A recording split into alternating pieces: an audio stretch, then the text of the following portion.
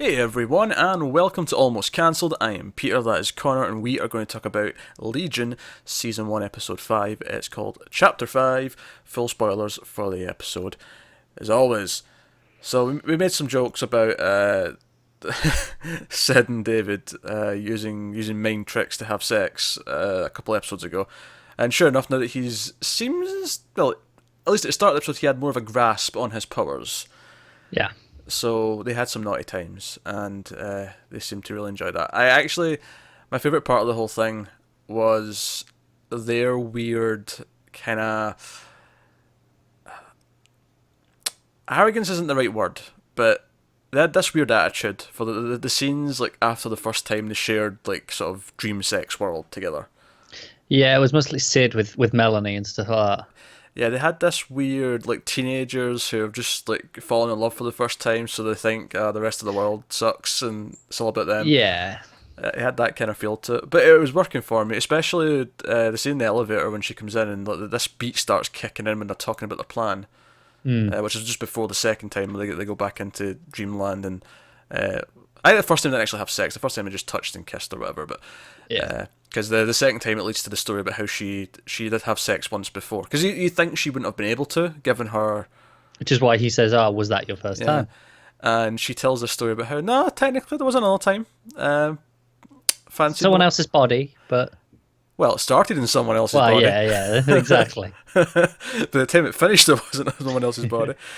Oh, God. Imagine the shock halfway through, and the person just changes into her daughter. You're like, oh, God. Uh, yeah, lots of screaming. I think that adequately sums up. Obviously, though, I think David wants to go save his sister, and we see Lenny in his head convincing him, look, we're powerful, we can go do this. And you get the sense that, alright, shady things.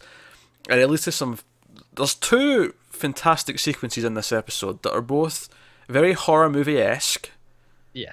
and Absolutely. they're both great. So David goes off to Division 3 to get his sister, and he leaves in the middle of the night. Everyone has to go after him, and obviously Melanie's hopeful that she can get her husband back, Oliver, now that she knows that David ran into him in the astro space. Astral plane. Astral plane, thank you. So they go to Division 3, and it's kind of similar to what the Clockwork Institute looked like after the accident, where soldiers' limbs are like sticking out the ground, It's horrifying, and it's horrifying. Yeah, it's played for horror as well. yeah, it shows how dangerous his powers are. Of course, we know there's something else in there, but that's also something that the rest of the characters kind of discover in Yeah, this they're episode. piecing it together. But no, so they're going through all the halls, and it's like an absolute horror show. The music's very horror movie-esque as well as they're going throughout. But the highlight is absolutely when they find the security cameras, Yeah, and you've just got the bank of screens. bank of screens. And the first like few we see, it's just David. He looks out of character because he's making all these little waves and he's doing all these things like he's like snapping his fingers and people are Yeah. vanishing and splitting in half and whatever. Well, that was the one because the one where you see he kind of smashed them against the wall twice, and then they vanish. But the guy's legs are stuck out of the wall. He's put them into the other side of the wall. Yeah, and there's a few of those, and it's great. But then they looked at this like special set of like cameras that are clearly designed to pick up in something different. It's not just straight visuals. Yeah, it looked like thermal imaging. It was kind of like thermal imaging. It was more like a negative though. So I'm going to assume that it's not a real thing. I'm going to assume it's like something they've got in this to see. Fair enough. Maybe it's something they've got because of the eye can like appear to be someone else. It's a camera who can pick up who's really in control, kind of thing. Could be. That's what it looked like to me. It didn't look like a real thing. It just looked like a camera negative. It looked like it had flipped the colours. Yeah. That's what it actually looked like. But you see, instead of David, we see the yellow-eyed demon storming down in this like negative colour space, coming down like the hall, and we end on this close-up of his face in negative colour. I'm like, oh man, that's a screenshot if there ever was one. That is terrifying. It was. It was really terrifying. Oofed. So good, and it's throughout the whole thing. Like Sid's, like people keep saying to Sid, like this is not about your boyfriend, and she's like, he's good, he's in there, he's great. But when they come out, well, two key things happen.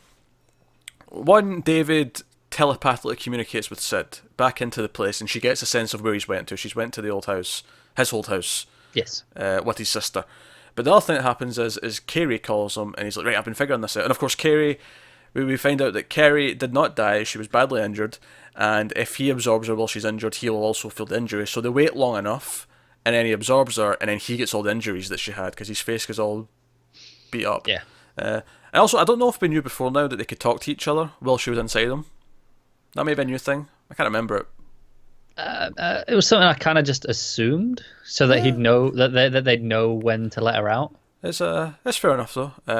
But she ends up coming out and grabbing a spiked bat later on, so It's pretty cool. But they go to his house, and this is when things get really stick. Obviously, they have the aspect ratio changes for a lot of the in the head stuff, and that's all great. But they get real stylistic when they get to his house, because David, or as Kerry explains, actually, when he's talking to them, he's explaining the yellow-eyed demon. He doesn't call it that, he doesn't know what it is in that sense. Just a parasite. Well, he basically says he actually is schizophrenic, and in like the most natural way possible. There actually is another in the most literal sense. Yeah, there's actually another person or another thing inside there that's also in there, controlling and sometimes taking over. So even more so than actual schizophrenia, it's actually there's another person in there. Yeah, and he says it's been there for about 30 years. And in a weird way, it kind of Kerry can almost relate to that in a really weird way. It was interesting because at first we said, "Oh, this might be another mutant who left their body and has gone in there," and I was wondering, maybe it was Oliver. I was like, "Oh, maybe it's actually him." But then he said 30 years, and it's like, but we know Oliver was 21, and it's like, ah. Yeah, I feel like because they implied it was an old demon, like an old mutant as well. So I'm thinking, like kind of like how Apocalypse is like what the first mutant. He's an ancient mutant. He's the oldest one on Earth. Kind of that idea where it's maybe not as old as that, but someone whose actually his physical presence was around and gone like centuries ago, maybe.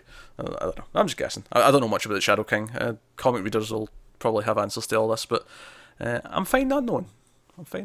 Me too. But so he proposes all this idea, and he tells him there's something else in there doing this. There's something at odds, and he explains that the memories that were written out that they couldn't access are because whenever David sees the demon or is aware of its presence, it erases those memories, so he doesn't know. Yeah, but it does it to them as well. So they go to the house, and we find out with David's sister. David's sister admits that he's adopted, and then Lenny shows up. And it kind of reveals that she is also Benny, but she's also the dog king. She's also the world's angriest boy that we've been seeing popping up as well from the stories. The idea that it keeps taking personas, just depending on what part of his life is at. There's something that makes sense, I guess. Oh, he's a kid. He's got a dog. Exactly, and then he had a drug dealer, and then he had a friend. Yeah, so they all kind of adds up, and clearly they can appear to other people if he wants them to, or if the king, the demon, wants them to. So yeah, a lot of new knowledge there. Obviously, we're like, oh, he's adopted. Right, okay, so no surprise there. Xavier's still his dad. That's fine. He's just not around. That's fine. That's cool. But no, so they get to the house, and the demon cuts the sound. Like it starts manipulating what's going on in the world, and they can't hear, and all the sound gets dropped out except for the sort of low hum. Kind of just to, but so they go around searching the house and they can't speak to each other. They're just kind of like signaling. It's actually really funny when Kerry shows up because he comes peeking in, and Potomi's about to like shoot him, and it's when he comes in. He's trying to explain what his device is because he's made a device that might block out the demons so that they can just talk to David on his own. But he actually tries to play a charades to explain it. He's like two words, he's like two syllables on his arm. It's amusing. It's pretty funny. But the whole scene is really eerie because it's them creeping about the house. There's no sound other than this sort of rumbling. Every so often though, when there's a jump scare, the big music sting comes in with it. Yeah.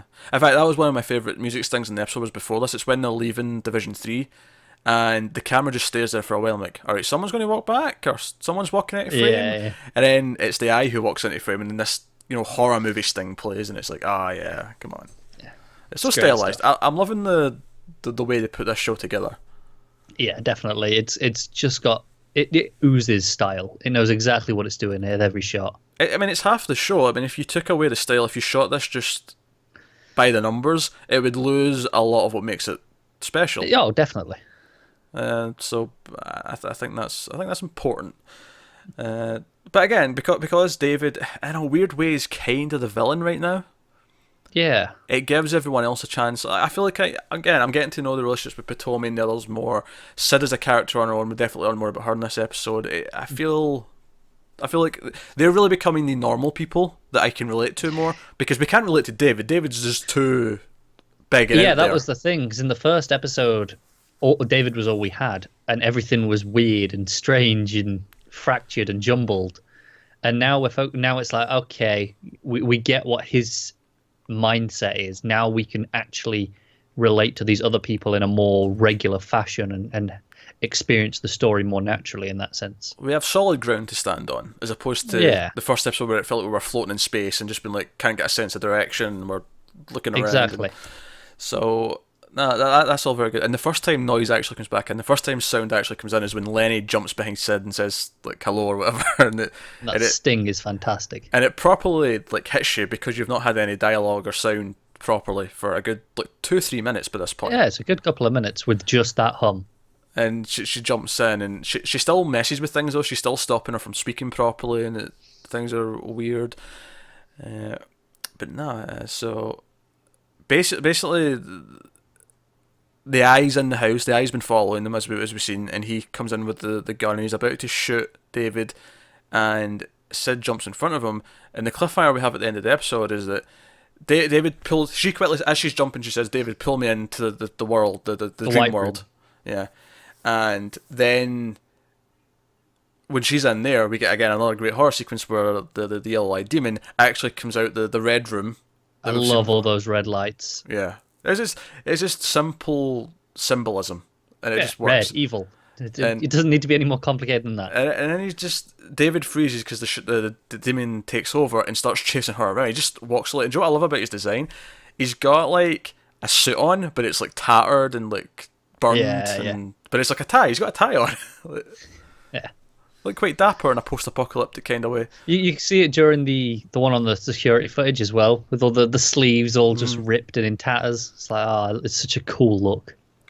But he's chasing her around, and like she's like screaming for help, like, David, help, hey, David, get control of yourself here. And if it just at the last possible moment, he does kind of like have a mental explosion. He works up the courage to have this burst of power. And our cliffhanger is that we're back at Clockworks. We're in a circle. It's it's a group therapy session. Lenny's the psychiatrist, and all the characters who were in the room, including the Eye, including both Carrie, Melanie, everyone's there as if they were a patient. Yeah. And some other random guy, some Asian guy is there as well. Yeah. I can't explain him yet. We've gone another level deeper, basically. We've gone another level in Inception. Yeah, he's pulled them all into his head. That's what it seems, or at least is it? I think it's him, but then Lenny's still in there. So well, that's what I was thinking. Is it him because Lenny's the one running the session? She's the one in charge. So it's like, is the demon the one in control there? Is that what it's saying? Yeah, is he messing with everyone now? Is this him playing? And that's the question: is everyone actually there, or is it they've filled the room just with those people to throw it off? Just to fill it out. Given this show, I'm inclined to think they are all actually in there. That was my first thought, but then I just thought, maybe, just it's worth considering. I think it's just because of the way this show's played. I expect them all to actually just be in there. I agree. And no, and that's a cliffhanger. And there's like people playing like ping pong in the background. Yeah, I love that. Just that sound that you hear, it goes on like throughout the whole credits as well. That's all it is. Yeah, just that table tennis sort of noise of the back ball and forth. hitting the table and the bat, and it's just fantastic. It just goes on for so long. Like, and even... it's so consistent that it sounds like a metronome almost. Yeah, it's just keeping beat. Actually, that was one of the things I liked when they were in Division 3, another little sound thing. There was like a song playing as they were first getting in. Yeah. And then they were all sort of walking around in slow motion and whatnot. Just before the song ends, for the last like few lines of music of the song, the alarm in the building starts playing, but it plays in time with the music. It feels like an extra beat into the music, and it's just a good bit of sound design. Yeah, it was nice. So, no, I thought it was another great episode. I think it gave us those great standout sequences of like sort of suspense, sneaking around, and they all had like their own thing. Like they had the watching the demon on the camera, Sid being chased around the room with the demon was great, and actually seeing this grotesque thing coming at her. But then the one in the house when it's silent and they're all creeping around. That is probably the standout sequence for me. It's when Carrie turns up and they pull him through the window with the gun. It's like, look, just they don't know what's going on. They don't know who to trust. Yeah, and then Melanie's like, let Carrie out. Let Carrie out. We can't hear her, but we can kind of see that's what she's saying. And then it cuts back, and Carrie's just standing there with a spiked bat, and she's like ready to go. Yeah. No, it's hit a nice trend. I feel like this has been 2 in a row that I've been really getting to the meat of what the show's about. Yeah, I kind of get what the point is of this story now. Yeah, because I think episode 1 was great out the gate, and then 2 and 3 were a little bit slower because they were kind of dealing with all the pieces that were left lying from the first episode, and they were kind of building just introducing us to everyone. Whereas I feel like this and the last week's both had a lot of heavy plot movement. Yeah, and interesting. No, so I wonder if we get more of the eye, like more of his motivation, and because I feel like we must, because he keeps popping up. Because the Division 3, like, they're mostly decimated in this episode. Because the old guy who's running it that we've seen from episode 1, he's like dead. He's halfway on a floor. He gives some dying warnings. Oh, David's too powerful. It wears a human face. Which again, great horror movie moment. It's is akin to Friday the 13th and the old crazy guy in town's like, don't go up to that cabin. It's got a death curse. You know, it's the equivalent to that in this show's context. Aye. But yeah, there you go. That's Legion. Very good. Yeah, Legion episode 5. We got 3 left. Doesn't feel like a lot. I know. It feels like I appreciate that it is moving fast now because we did get 2 very plot-heavy episodes. I feel like that is necessary when we've only got 8. But there you go. That is Legion. Let us know what you thought of this episode in the comments below. Like and subscribe and all that stuff. It helps us out a lot. Get us on Twitter at mailed_fuzz for channel updates. Individual Twitters are on the screen for everyday ramblings. Thank you very much for watching, guys. We will see you next time.